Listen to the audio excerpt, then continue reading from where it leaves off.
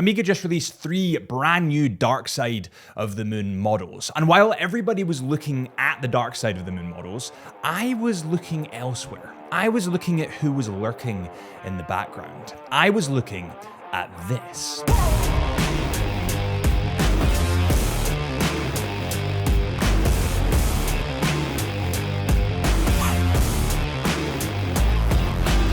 This is the brand new Amiga Speedmaster Grey Side of the Moon. And when I saw it online, when I saw the images of it, I thought I need to get that in person because it looks kind of perfect. So in today's video, we're going to be covering the specs of this watch. We're going to be covering the history of this watch and also the pros and cons. Let's begin with the history really quick because I feel like a lot of people know about the Dark Side of the Moon or the Speedmaster, but they don't necessarily educate themselves on the Grey Side of the Moon history, and it's pretty significant. So the Apollo 8 mission was the first space flight to reach the moon, and on board were NASA astronauts Frank Borman, Jim Lovell, and William Anders. It took them about 68 hours to travel to the moon, and during the first 66 hours, the spacecraft's windows were left facing the Earth. So for 66 hours, essentially all they could see was the Earth instead of the moon. I don't know why they didn't just have windows at both sides, but I'm not an astronaut, so I'm not sure. Apollo 8 then needed to swing behind the moon, and it lost radio contact with mission control for about 32 minutes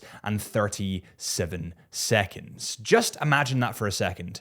You're floating out at space, you go around to the dark side of the moon, it goes black, you can't see the Earth, and you lose all radio transmission. You can't hear anything. There's no contact. I'm gonna try not swear here. I would cack myself. So they were about 70 miles above the moon's surface when they finally saw, well, the surface of the moon. It was finally visible to the astronauts. And when they regained contact with mission control, Lovell, the astronaut, actually said, "The moon is essentially grey. No colour. Looks like a plaster of Paris, or sort of a greyish beach sand. We can see quite a bit of detail. The craters are all rounded off. There's a few of them, and some of them are newer." But that quote, "the moon is essentially grey," must have stuck with Amiga because this happened. So Amiga then introduced the Grey Side of the Moon in 2014, and this is 1 year after they released the Dark Side of the Moon. This new version, however, has quite a lot of changes, including the movement, which we'll move on to in a second. But let's start with the specs of this watch. This model comes in at 44.25 millimeters in diameter, and before you guys say anything, or before you guys comment, please, I understand the frustration. I understand that that is a big size, and I had exactly the same hesitations when I got this into the studio. My initial plan with this watch was to try it on and to basically make a video about how it's perfect but the sizing's wrong. But when I actually got it on the wrist, it's not as bad as you guys think. And I honestly don't know why. I can't put my finger on it. I think maybe in part it's because it's so dark. It kind of camouflages the size a little bit more. They do this a lot in fashion, right? If I've gained a little bit of weight over winter and I want to camouflage my size, I'll wear a black t-shirt because then you can't really see as well the kind of size of me, right? So I think because it's so dark, it doesn't wear as big as you might think. Now, yes, it is still quite big, and Speedmasters are that little bit bigger, but I don't think it's unwearable. It comes in at 12.97 millimeters in thickness, and it has a lug-to-lug of 50 millimeters. The case is in full grey ceramic, and this is one of the things that I think is absolutely perfect on this watch. And again, I was like you, I was hesitant going into this, but in the light and the way that it catches it, it also doesn't have that kind of, you know, in some kind of ceramics, you get that kind of matte look, and it looks like a little bit of a toy, to be perfectly honest. Sometimes I'm just not as keen in that. It looks fake, it looks synthetic. This doesn't look like this because it's polished, and it just looks I'm really a big fan of the grey ceramic. I seriously am. It has domed, scratch-resistant sapphire crystal glass with anti-reflective treatment on both sides. It's water-resistant to 50 meters. The total product, so this Moonwatch weighs 94 grams with the nylon strap. So there's two different options to choose between when looking at the straps. Firstly, you have a fabric strap with a deployant clasp at the bottom, and this clasp has a really, really dark aesthetic, and it actually works really, really well with the fabric fabric strap. The fabric strap being something that's super, super, super comfortable. But what's really cool about the rubber strap, and we actually don't have this in, but if you look at imagery, on the back of the rubber strap, the texture is almost like a moon surface texture. It has those big craters, those kind of dips and grooves that come with the surface of the moon on the back of the rubber strap. And I think that's a really cool detail. I mean, it's a detail that you'd never see from the surface, but it's still there. By the way, before we move on, let me know in the comments whether you prefer these, the grey side of the moons, or the dark side of the moons. I'd honestly be really interested to get your take on that, because I think I do sway more towards this kind of vibe than the full blacked out Speedmasters.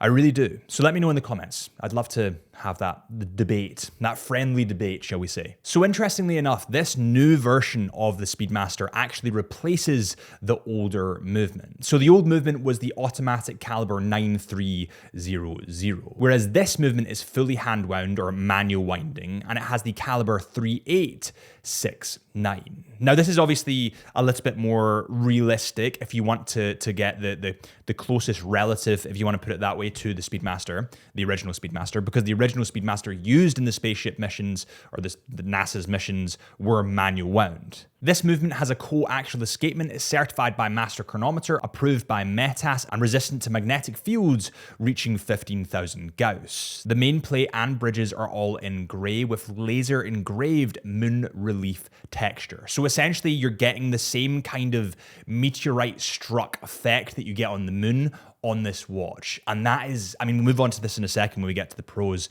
and why I think it's perfect, but that is so sexy. It has contrasting light grey coated wheels and dark grey coated balance wheels. It has a free sprung balance with silicone balance spring, and it also has 50 hours of power reserve. The actual face of this watch is partially skeletonized, so you can see through to that beautiful dial. And honestly, the way that this shifts in the light, depending on how you kind of hold it, is so stunning. It's seriously, I've always been a sucker for dial detail. You guys will know this now. Oh my God, my coaster just stuck to my mug.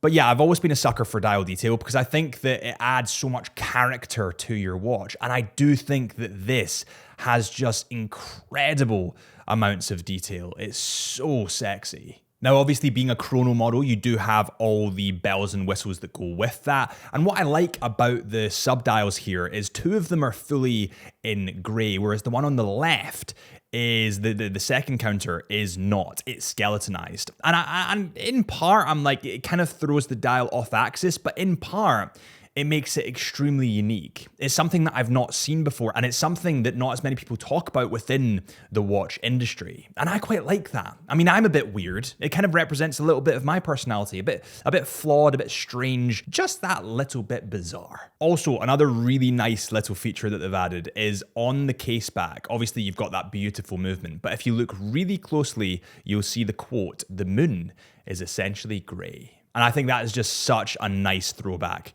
to that point in time, that point in history. It's interesting when you look at this watch, and I'd love to know your thoughts here, but it's almost like they've taken a full color Speedmaster and just turned the saturation slider to like 0. They've monochromed it. And honestly, I've never been happier about pulling the saturation slider down as a photographer because I think this looks absolutely sick. All right, so now we get to the pros and the cons of this watch. And I'm trying to remain, I do really like this watch, but I'm trying to remain objective here. I'm trying to see both sides of this watch here. So I think starting with the cons, but before we get onto that, if you can do me a huge favor and hit that subscribe button to support the channel, if you do enjoy this content, I'd really appreciate it. Seriously, it helps us more than you know, so thank you. So starting with the cons, the first con has to be the price. So the price on this model comes in at a really expensive £13,800. Now you are playing about with more expensive materials here. You do have grey ceramic, you do have titanium, you do have tons of dial depth, you do have engravings, METAS and cost certified movement, etc., etc., etc. But that will be a huge kicker for a lot of people. And although I do like this watch, I don't have that kind of money. You know, I can observe and I can say that it's really sexy all I want, but £13,000 is a lot of money, especially when you're comparing it with other Speedmasters in the range. And then we get to another potential con, which could be legibility. Now, if you're buying a Speedmaster, are you really buying it for the legibility? Probably not. Most of the time, probably not. You're buying it because you love the history. You're buying it because you have a couple of other watches in the collection. You're buying it because you have a few sports watches that really accurately tell the time and it's very clear. But this is your more dressy watch. But that could be a con. And it's a very valid con because technically speaking, it is a little bit less legible because it's totally monochromed. So I do get that. And finally, for a lot of people that might have slimmer wrists than me, you do have the sizing. It does come in at 44.25 millimeters. And yes, obviously I would have liked to see it at 42. So that will be a big kicker for people. But now we get to the pros. So the first pro is that this isn't the obvious choice. I mean, you can even see this in Omega's marketing. They really went ham on the dark side of the moons. And they didn't, they gave it some TLC, but they didn't give it that much. And I think that makes it a little bit more weird, a little bit more rare, a little bit more strange. And it's more likely that a real watch guy will come up to you if you're wearing this watch because they'll be really, really interested. So yeah, I like the fact that it's just that little bit different. Next up, we have that manual wound caliber 3869. Now, through the open case back, this looks jaw-droppingly beautiful. I love the engravings. I love how they've kind of reflected the gray side of the moon.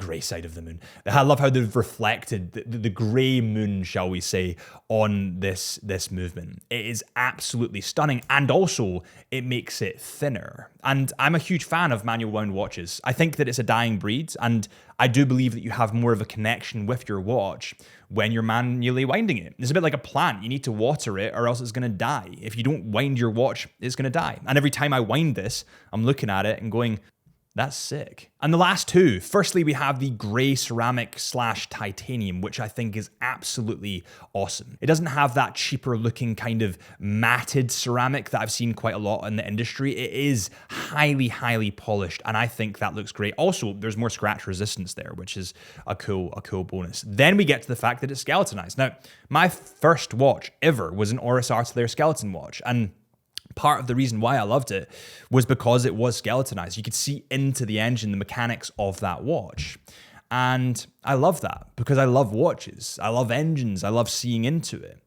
So I think that's really cool. But that is the new Omega Speedmaster Grey Side of the Moon. Please let me know in the comments what you guys thought of that one. I really like it, to be honest. If you have enjoyed this video, please hit that subscribe button or follow our Instagram at Chisholm Hunter Watches or my Instagram at HB Lifelens or the podcast, the Into the Mind podcast. And I'll see you guys real soon.